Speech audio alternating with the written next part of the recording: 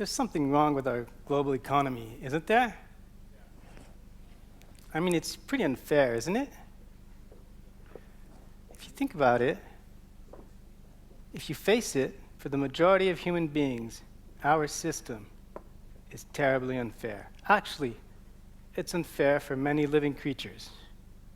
And we need the air, the water, the trees, and the bees. And right now, we're destroying them, which means we're destroying ourselves. I think we all know that. I think we all know this can't go on. But do we know who's responsible? Yeah. Who's responsible for such an unfair and unsustainable system? Well, I'm sorry I'm going to have to tell you this, but I am.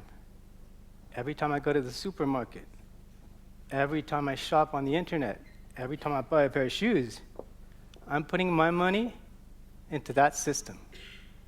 So yes, I'm responsible. And then what? I'm only human after all. Don't put the blame on me. This is a globalized system. There's 7.6 billion of us out there. I can't change that. I can't change that system. But there's one thing I can change. It's my contribution to the system. And that's pretty much what I've been trying to do for the last 20 years. And as I've been doing that, it's like the weight, the burden of that system, of that unfairness on my shoulders, has been very gently been lifted off of my shoulders every day. I feel much happier today. In a sense, I feel more human because I feel more connected. In fact, I feel connected to all of you. So this is my story. 18 years ago, I was living in town in an apartment with my wife, Christina, and my 3 kids. Our 3rd child, Paul, has just been born. That's when we started dreaming of a future which was less unfair and maybe more sustainable. My wife and I both grew up in a village, and we loved the idea of everybody knowing each other, all the kids playing together, and people looking after and helping each other. So we got together with a group of friends, and we started discussing these issues and dreaming of another future. And pretty soon we came up with the idea of creating our own housing cooperative. And our first challenge was to find a piece of land. And there it is. Paul, standing up on the picture, was 8 years old by the time we found it. And on that same piece of land, a professional real estate developer was to construct a building the same size at the same time as ours. So we went to see him, and we asked him, "Hey, can we cooperate on this?" And he said, "Well, it's a tricky operation. If you want high quality and low rent, financially it's going to be very difficult. But I suppose we could help you. I mean, we've got the know-how, the architects, the engineers. So you tell us what you want, you find a bank, find the money, come back, and we can build it for you." So I went back to my friends, and we discussed this. I said, "Yeah, cool." And the first thing we asked was, "We'd really love a wooden building. Please not concrete." And he said, "Well, if you want those low rents, I'm sorry, that's going to be too expensive." The second thing we asked is, "We'd like big balconies which connect to each other." And he said, "I'm sorry, that would be too expensive."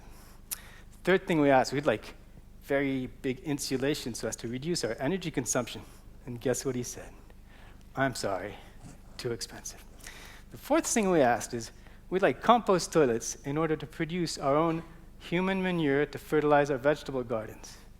And by the way, he looked at us. This time we said, "We're sorry, let's not cooperate." So we looked for our own architect, and we actually found one, really excited at the idea of working with us. And that's what we did for the next 3 years. And sure enough, we built it, that village of our dreams. Actually, that's not it. That was built by that professional real estate developer. That's the concrete building. That's what happens when money is your main driver. In a co-op, by the way, everybody has one vote. You can put $1 million in the company, you still have only one vote. That makes it pretty interesting. But it's no more money. It's not money anymore that's your main driver. It's people and people's dreams. And this is what we built. That's where I've been living for the last 7 years with my family. And basically, it's wood. The apartments are bigger. The balconies are bigger. We've got an extra music room, home cinema, workshop, hen house. It's got heavy insulation. Actually, it's the most energy efficient building in Geneva. And on top of that, the rents are lower. In fact, the rents here are half the market price. I think you heard me. We're in Geneva, Switzerland, one of the most expensive places in the world. We've built a pretty expensive building, and our rents are half the market price. When I realized that, I tell you, something hit me pretty hard. Everything I'd ever heard about that super efficient, competitive, free market economy fell to pieces like a house of cards. The reason is actually quite simple. In our system, there's no speculation. Nobody's trying to get rich. We're only looking for better lives for our friends and our families. Now, wait a minute. I haven't told you the whole story yet. At the age of 82, I convinced my father to come and live in an apartment 10 times smaller than his house. He was pretty unhappy with that, until he realized whenever he pressed on his emergency button, he had a dozen friendly neighbors ready to come and help. Cooperation sure made my life a lot easier.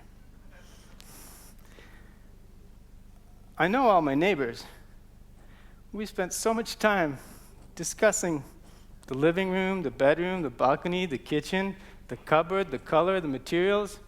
We spent time working together, gardening, painting, working, partying, and sometimes arguing.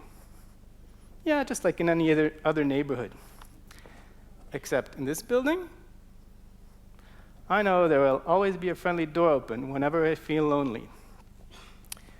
Cooperation helps people connect to each other.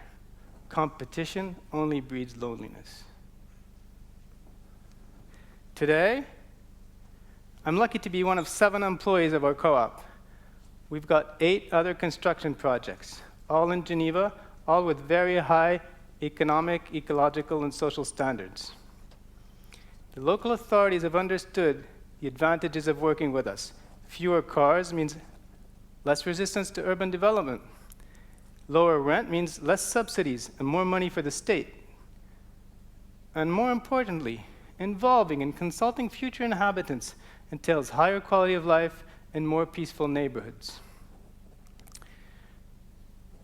Our second project is a 6-story building completely insulated with straw bales produced by a local farmer.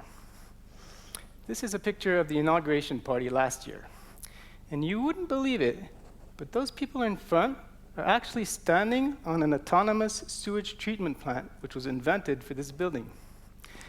Under their feet, there's thousands of earthworms doing all the work, and water being recycled back into the toilet flush. This system, it's got just about 0 environmental impact, and the cost is a quarter of a centralized sewage system. There's no patent, by the way. We'd be happy to share our experience with anybody, anywhere in the world. In this building as well, on the initiative of a few inhabitants, we've reserved some apartments for migrant families. And seeing their smiles, we are now doing that for all our future projects. Our third project is at a bigger scale. We've just finished the construction of these 3 buildings as part of a new district for 3,000 inhabitants. This gave us the chance to go beyond housing and to start exploring our cooperative approach in other realms of the economy. And our first challenge was concerning food. How do you feed a district of 3,000 inhabitants? So we got together with the 5 other housing cooperatives and the local authorities, and we started finding ways to consult and involve all the future inhabitants and neighbors. And our first event we organized 4 years ago was attended by nearly 200 people. And indeed, food was one of the major concerns. This is 4 years ago, and pretty soon after this event, we had small groups of people starting organizing, imagining, and dreaming of a whole new cooperative food chain from the field to the plate. Today, 4 years later, we've got a farmers cooperative with 7 farmers cultivating inside and around the district. We've got a craftsmen and women cooperative, including a baker, a butcher, a dairy, a cannery, a carterer, all situated inside that same district. We've got cooperative restaurants.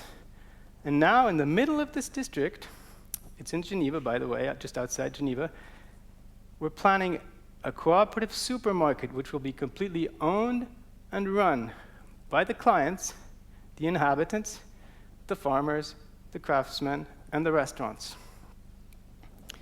In this district as well, we decided to upscale our car sharing system. And we've now developed completely open source, free to share, a computer and GPS system which can be installed in any car park anywhere around the world, and which enables a community just to share their cars. In a cooperative economy, the best ideas are there to be shared so they multiply, whereas resources are protected so they last.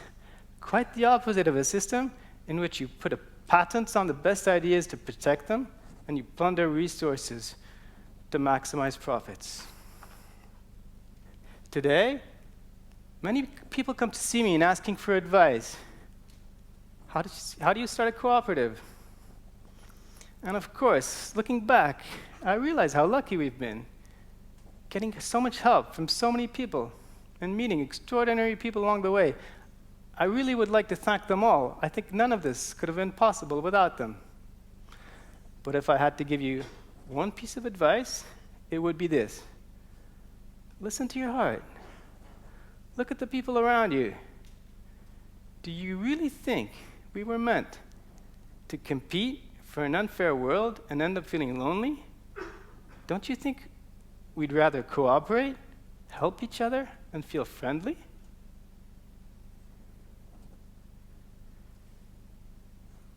Cooperation enhances collective intelligence. Cooperation helps us become better people. Cooperation boosts our self-esteem and helps each of us find a place in society. But above all, cooperation helps us connect to each other and to all other living creatures.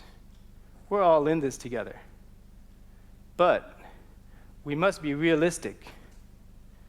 Let's not pretend this is going to be easy. These are hard times.